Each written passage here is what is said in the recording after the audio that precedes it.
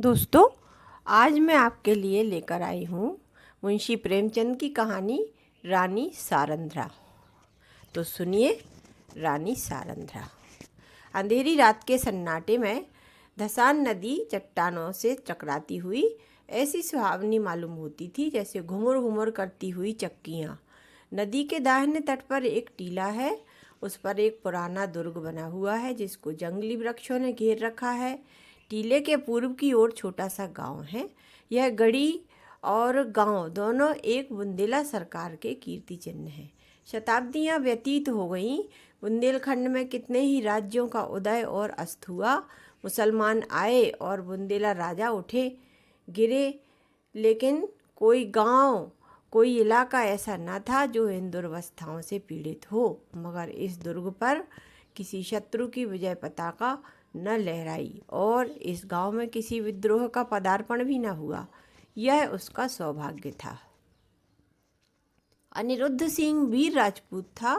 वह जमाना ही ऐसा था जब मनुष्य मात्र को अपने बाहुबल और पराक्रम का ही भरोसा था। एक और मुसलमान सेनाएं पैर जमाए खड़ी रहती थी और दूसरी ओर बलवान राजा अपने निर्बल भाइयों का गला घोंटने पर तत्पर रहते थे। अनिरुद्ध सिंह के पास सवारों और प्यादों का एक छोटा सा मगर सजीव दल था। इससे वह अपने कुल और मर्यादा की रक्षा किया करता था।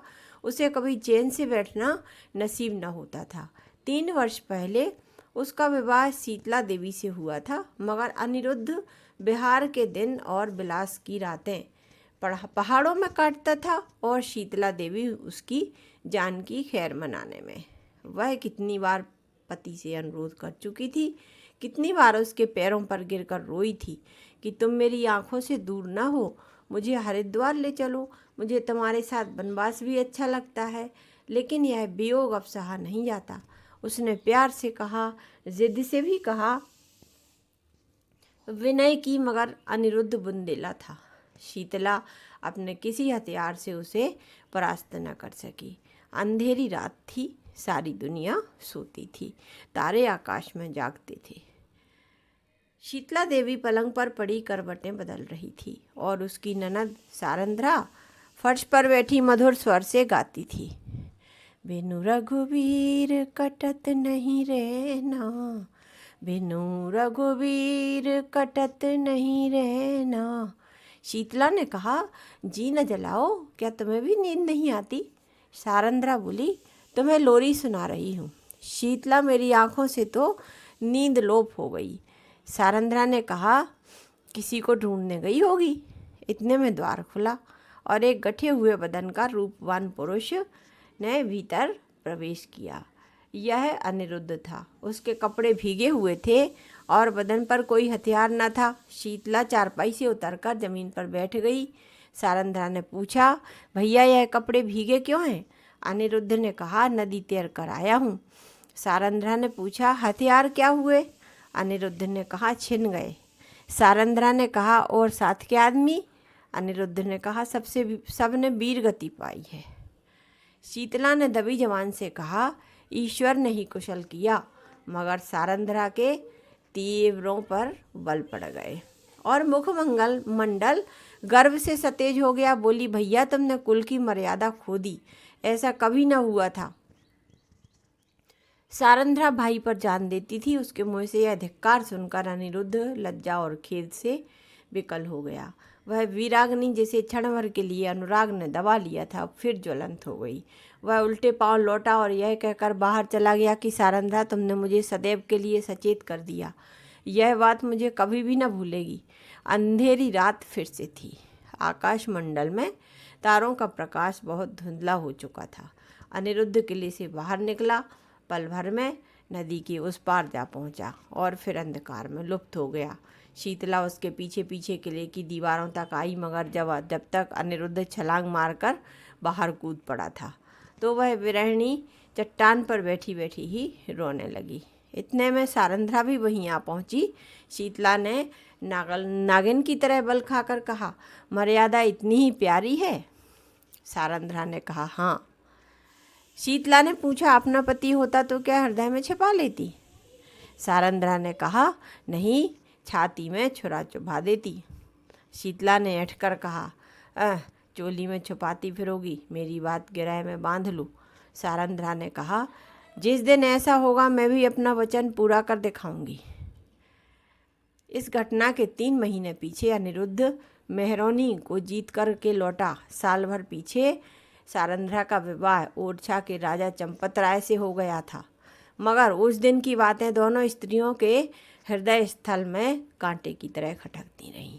राजा चंपत राय बड़े प्रतिभाशाली पुरुष थे। सारी बुंदेला जाति उनके नाम पर जान देती थी और उनके प्रभुत्व को मानती भी थी। गद्दी पर बैठते ही उन्होंने मुगल बादशाहों को कर देना बंद कर दिया और वे अपने बाहुबल से राज्य विस्तार करने लगे।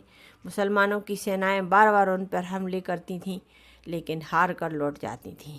यही समय था जब अनिरुद्ध ने सारंध्रा का चंपत राय से विवाह कर दिया। सारंध्रा ने मुँह मांगी मुराद पाई। उसकी यह अभिलाषा कि मेरा पति बुंदेला जाति का कुल तिलक हो पूरी हुई। यद्यपि राजा के रनिवास में 5 रानियां थीं, मगर उन्हें शीघ्र ही मालूम हो गया कि वह देवी जो हृदय में मेरी पूजा करती है सारंध्रा ही है। परंतु कुछ घटनाएं ऐसी हुई कि चंपत राय को मुगल बादशाह का आश्रित होना पड़ा। वे अपना राज्य अपने भाई पहाड़ सिंह को सौंपकर दिल्ली चले गए। यह शाहजहां के शासनकाल का अंतिम भाग था।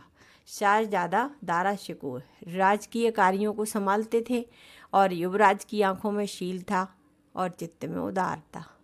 उन्होंने चंपत राय की वीरता की कथाएं सुनी थी, इसलिए उन्होंने उनका बहुत आदर सम्मान किया और कालपी की बहुमूल्य जागीर उनको भेंट की, जिसकी आमदनी 9 लाख थी। यह पहला अवसर था कि चंपत राय को आए दिन के लड़ाई झगड़े से निवृत्ति मिली और उसके साथ ही भोग विलास का प्राबल्य हुआ। रात दिन आमोद प्रमोद की चर्चा रहने लगी। राजा विलास में डूबे, रानियों और जड़ाऊ गहनों में डूबे रहने लगे। रानियां गहनों पर रीझती और राजा विलास पर। सारंध्रा इन दिनों बहुत उदास और संकुचित रहती। वह इन रहस्यों से दूर दूर रहती। ये नृत्य और गान की सभाएं उसे सूनी प्रतीत होती थीं। एक दिन चंपत राय ने सारंध्रा से कहा, सारंध्रा, तुम उदास क्यों रहती हो? मैं तुम्हें कभी हंसते नहीं देखता। क्या मुझसे नाराज हो? सारंध्रा की आंखों में जल भर आया। बोली, स्वामी, आप ऐसा क्यों विचार करते हैं? जहाँ आप प्रसन्न हैं वहाँ मैं भी खुश हूँ। चंपत राय ने कहा, मैं जब से यहाँ आया हूँ मैंने तुम्हारे मुख कमल पर कभी मनोहारिणी मुस्कुराहट नहीं देखी। तुमने कभी अपने हाथों से मुझे बीड़ा नहीं खिलाया, कभी मेरी पाग नहीं संवारी, कभी मेरे शरीर पर शस्त्र न सजाए, कभी प्रेमलता, कहीं तुम्हारी प्रेमलता मुरझाने तो नहीं लगी है? सारंध्रा ने कहा, प्राणनाथ, आप मुझसे ऐसी बात पूछते हैं जिसका उत्तर मेरे पास नहीं है। यथार्थ में इन दिनों मेरा चित्त उदास रहता है। मैं बहुत चाहती हूँ कि खुश रहूँ, मगर बोझ सा हृदय पर रखा रहता है। चंपत राय स्वयं आनंद में मग्न थे, इसलिए उनके विचार में सारंध्रा को असंतुष्ट रहने का कोई उचित कारण नहीं हो सकता था। वे भौहें सिकोड़कर बोले, मुझे तुम्हारे उदास रहने का कोई विशेष कारण मालूम नहीं होता। ओरछे में कौन सा ऐसा सुख था जो यहाँ नहीं है? सारंध्रा का चेहरा लाल हो गया। बोली, मैं कुछ कहूँ आप नाराज तो न होंगे? चंपत राय बोले, नहीं, शौक से कहो।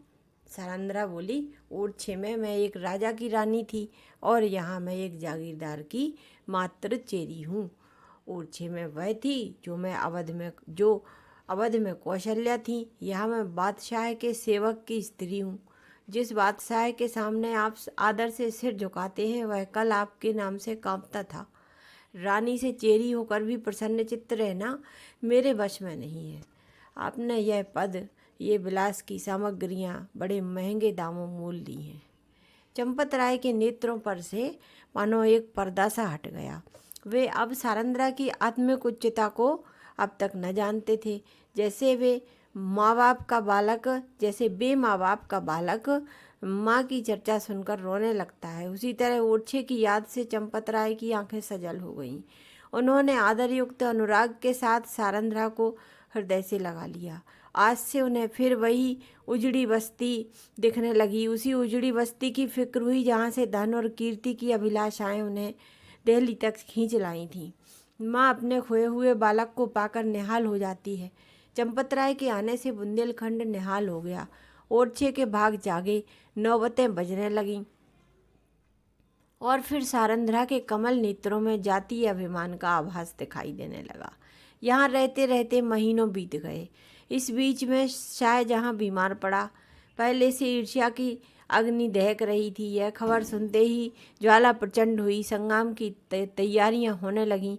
शहजादे मुराद और मुहिउद्दीन अपने अपने दल सजाकर दक्षिण से चले।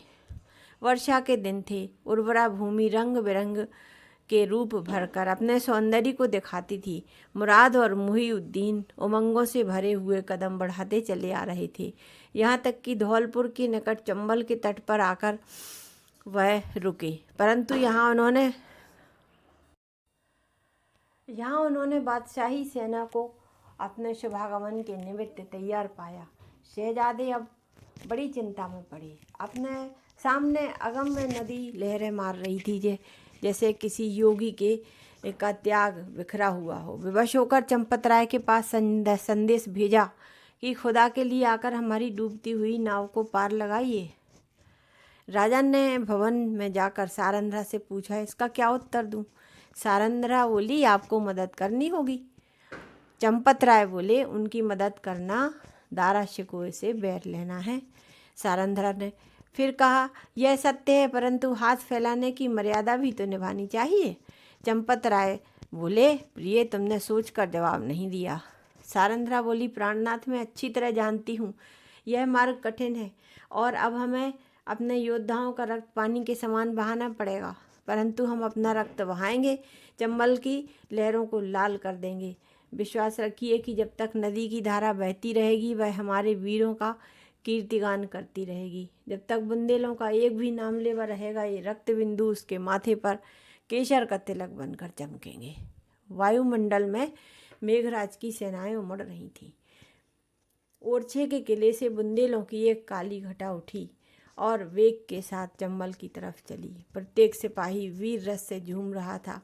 सारंध्रा ने अपने दोनों राजकुमारों को गले से लगा लिया था और राजा को पान का बीड़ा देकर कहा, बुंदेलों की लाज अब तुम्हारे हाथ में है। आज उसका एक एक अंग मुस्कुरा रहा था और हृदय हुलसित था।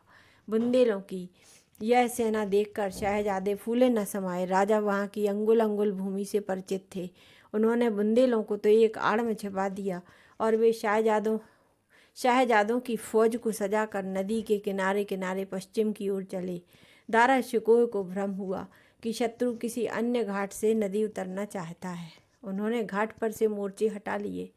घाट में बैठे हुए बुंदेले उसी ताक में थे। बाहर निकल पड़े और उन्होंने तुरंत ही नदी में घोड़े डाल दिए। चंपतराय ने शहजादा दारा शिकोह को भुलावा देकर अपनी फौज घुमा दी और वह बुंदेलों के पीछे चलता हुआ उसे पार उतार लाया। इस कठिन चाल में 7 घंटों का विलंब हुआ, परंतु जाकर देखा तो 700 बुंदेलों की लाशें तड़प रही थीं।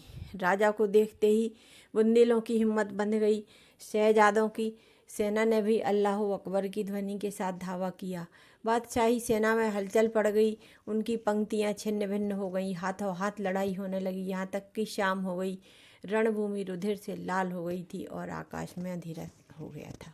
घमासान की मार हो रही थी। बादशाही सेना शहजादों को दबाए आती थी।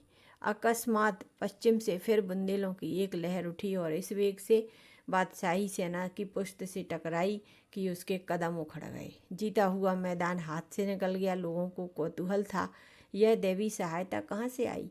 सरल स्वभाव के लोगों की धारणा थी कि यह फतेह के फरिश्ते हैं जो शाहजादों की मदद के लिए आए हैं। परंतु जब राजा चंपतराय निकट गए तो सारंध्रा ने घोड़े से उतरकर उनके पैरों पर सिर झुका दिया। यह सारंध्रा की मदद थी। राजा को असीम आनंद हुआ। समरभूमि का दृश्य इस समय अत्यंत दुखमय था। थोड़ी देर पहले जहाँ सजे हुए वीरों के दल थे, वहाँ अब बेजान लाशें तड़प रही थीं। मनुष्य ने अपने स्वार्थ के लिए अनादिकाल से ही भाइयों की हत्या की है। अब विजयी सेना लूट पर टूट पड़ी। पहले मर्द मर्दों से लड़ते थे। वह वीरता और पराक्रमों का चित्र था। यह नीचता और दुर्बलता की ग्लानिप्रद तस्वीर थी। उस समय मनुष्य पशु बना हुआ था। अब वह पशु से भी नीचे गिर गया था। इस नोच खसोट में लोगों को बादशाही सेना के सेनापति वली बहादुर खां की लाश दिखाई दी। उसके निकट उसका घोड़ा खड़ा हुआ था, अपनी दुम से उसके चेहरे से मक्खियाँ भगा रहा था। राजा को घोड़ों का शौक था, देखते ही वह उस पर मोहित हो गया। यह इराकी जाति का अति सुंदर घोड़ा था, एक एक अंग सांचे में ढला हुआ था। सिंह की सी छाती, चीते की सी कमर। उसका यह प्रेम और स्वामी भक्ति देखकर वहाँ मौजूद लोगों को बड़ा कुतूहल हुआ। राजा ने हुमक कर हुक्म दिया, खबरदार इस प्रेमी पर कोई हथियार न चलाए। इसे जीता पकड़ लो, यह मेरे अस्तबल की शोभा बढ़ाएगा। जो इसे मेरे पास ले आएगा उसे धन से निहाल कर दूंगा। योद्धागण चारों ओर से लपके, परंतु किसी को साहस न होता था कि उसके निकट जा सके। कोई उसे चमकार रहा था, कोई फंदे में फंसाने की फिक्र में था, पर कोई उपाय सफल न होता था। वह जांबाज घोड़ा था, वहाँ सिपाहियों का मेला सा लगा हुआ था, पर किसी के काबू में न आता था। तब सारंद्रा अपने खेमे से निकली और निर्भय होकर घोड़े के पास चली गई। उसकी आंखों में प्रेम का प्रकाश था, छल का नहीं। घोड़े ने सिर झुका दिया। रानी ने उसकी गर्दन पर जैसे ही हाथ रखा, उसने अपनी गर्दन नवा दी। वह उसकी पीठ सहलाने लगी। घोड़े ने उसके अंचल में मुँह छुपा लिया। रानी उसकी रास पकड़कर खेमे की ओर ले चली। घोड़ा इस तरह चुपचाप उसके पीछे चला मानो सदैव से उसका सेवक रहा हो। पर बहुत अच्छा होता कि घोड़े ने सारंद्रा से भी निष्ठुरता की होती। यह सुंदर घोड़ा आगे चलकर इस राज परिवार के निमित्त स्वर्ण जटित मृग साबित हुआ। संसार एक रण क्षेत्र है। इस मैदान में उसी सेनापति को विजय लाभ होता है जो अवसर को पहचानता है। वह अवसर जितने उत्साह से आगे बढ़ता है, उतने ही उत्साह से आपत्ति के समय पीछे हट जाता है। वह वीर पुरुष राष्ट्र का निर्माता होता है और इतिहास उसके नाम पर यश के फूलों की वर्षा करता है। पर इस मैदान में कभी कभी ऐसे सिपाही भी आ जाते हैं जो अवसर पर कदम बढ़ाना जानते हैं, लेकिन संकट में पीछे हटना नहीं जानते। ये रणवीर पुरुष विजय को नीति की भेंट कर देते हैं। वे अपनी सेना का नाम मिटा देंगे, किंतु जहाँ एक बार पहुँच गए वहाँ से कदम पीछे न हटाएंगे। उनमें कोई विरला ही संसार क्षेत्र में विजय प्राप्त करता है, किंतु प्रायः उसकी हार विजय से भी अधिक गौरवान्वित होती है। मगर अनुभवशील सेनापति राष्ट्रों की नींव डालते हैं तो आन पर जान देने वाला, मुँह न मोड़ने वाला सिपाही राष्ट्र के भावों को उच्च करता है, उसके हृदय पर नैतिक गौरव को अंकित कर देता है। उसे इस कार्यक्षेत्र में चाहे सफलता प्राप्त न हो, किंतु जब किसी वाक्य या सभा में उसका नाम भर जुबान पर आ जाता है तो श्रोतागण एक स्वर से उसके कीर्ति गौरव को प्रतिध्वनित कर देते हैं। सारंद्रा आन पर जान देने वालों में से एक स्त्री थी। शाहजादा मुइउद्दीन चंबल के किनारे से आगरे की ओर चला तो सौभाग्य उसके सिर पर मोरछल हिलाता था। जब वह आगरे पहुंचा तो विजय की देवी ने उसके लिए सिंहासन सजा दिया था। औरंगजेब गुणज्ञ था, उसने बादशाही अफसरों के अपराध क्षमा कर दिए, लेकिन राज्य पद भी लौटा दिए। राजा चंपत राय को उसके बहुमूल्य कृत्यों के उपलक्ष्य में 12 हजारी मनसब प्रदान किया। ओरछा से बनारस और बनारस से जमुना तक उसकी जागीर नियत की गई। बुंदेला राजा फिर से राज सेवक बना। वह फिर सुख विलास में डूबा और रानी सारंद्रा फिर पराधीनता के शोक से घुलने लगी।